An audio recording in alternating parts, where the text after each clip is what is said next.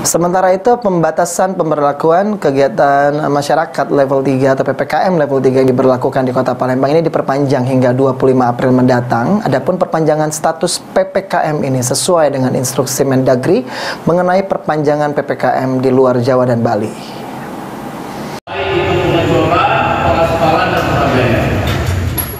Pemberlakuan pembatasan kegiatan masyarakat atau PPKM untuk luar daerah Jawa dan Bali diperpanjang dari 12 hingga 25 April mendatang.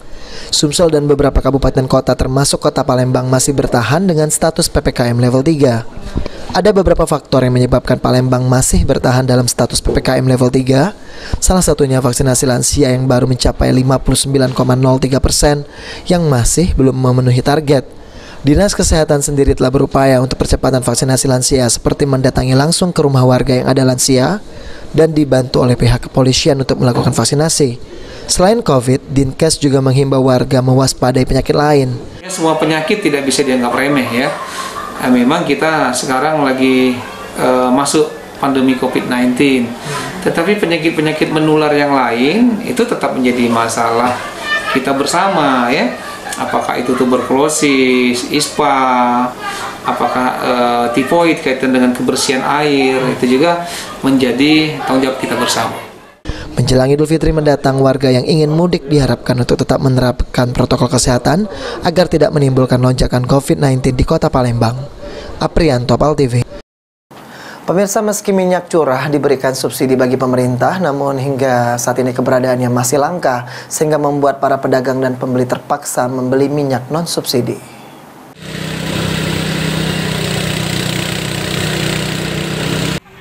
Di Pasar 10 Ulu Palembang, harga minyak curah per liter hanya Rp15.000. Hal ini membuat warga rela antri untuk membeli minyak curah, namun stok minyak goreng curah ini terbatas dan sulit dicari. Pantauan tim liputan PAL TV di Pasar 10 Ulu Palembang, seluruh agen sembako kehabisan stok minyak goreng curah sudah beberapa hari ini. Salah seorang pedagang sembako di pasar ini mengatakan bahwa minyak curah ini dibatasi oleh distributor perharinya hanya 1 drum, dan itu pun hanya 2 jam saja sudah habis terjual. Meski minyak curah diberikan subsidi bagi pemerintah, namun hingga saat ini keberadaannya masih langka, sehingga membuat pedagang dan pembeli terpaksa membeli minyak non-subsidi.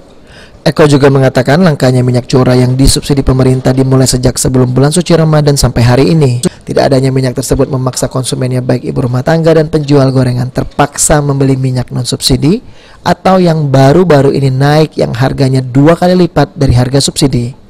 Minyak yang bersubsidi yang curah. Yang langka di antaranya 15.000, tapi dia langka ya? Langka, masih agak sulit nyarinya. Untuk minyak itu sendiri sejak kapan itu langka? Oh, sejak sebelum puasa. Sebelum puasa Pak ya? Sebelum puasa. Yang memang lagi nyari-nyarinya itu ya Pak ya? Iya. Sampai dengan hari ini walaupun harganya udah naik tetap juga sulit Pak ya? Kalau minyak curah belum naik sih, rata-rata 15.000. Cuman masih langka sampai hari ini. Kalau minyak yang lain? Kalau minyak yang lain seperti minyak Fortune, Tawon itu ada semua. Cuman harganya naik. Iya. Naik 22.000 sampai 24.000. Iya. Harganya. Iya. Untuk pembeliannya sendiri juga dibatasi ya Pak ya? Kalau minyak curah dibatasi. Tiap 1 orang 5 kilo dibagi. Tidak berlaku kelipatan ya? Tidak berlaku kelipatan. Karena kalau berkelipatan yang lain pasti enggak. Irawan, PAL TV.